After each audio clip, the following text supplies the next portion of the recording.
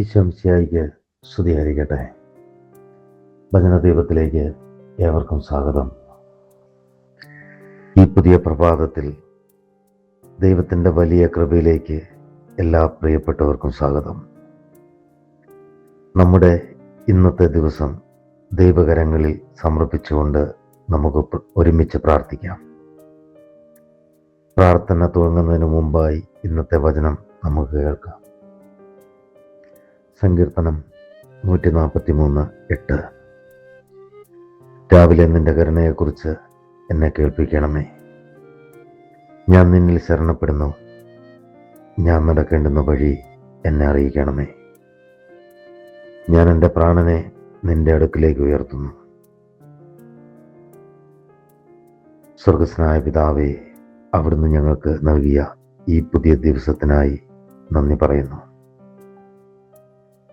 ഉറക്കത്തിൽ ഞങ്ങളെ കാത്തു പരിപാലിച്ചതിനും പുതിയൊരു പുലരി കാണിച്ചു തന്നതിനും സ്തുതി അർപ്പിക്കുന്നു.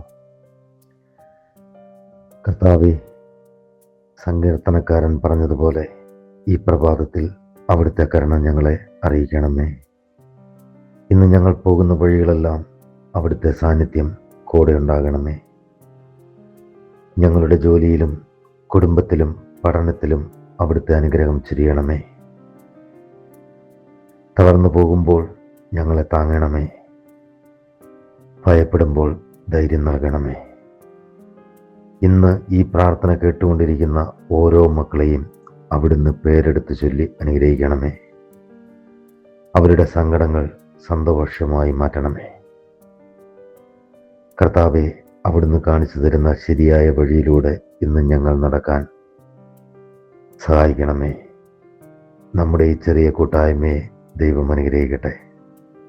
നിങ്ങളുടെ പ്രാർത്ഥനാ വിഷയങ്ങൾ കമൻ്റായോ വാട്സപ്പിലോ മെസ്സേജായി അറിയിക്കുക.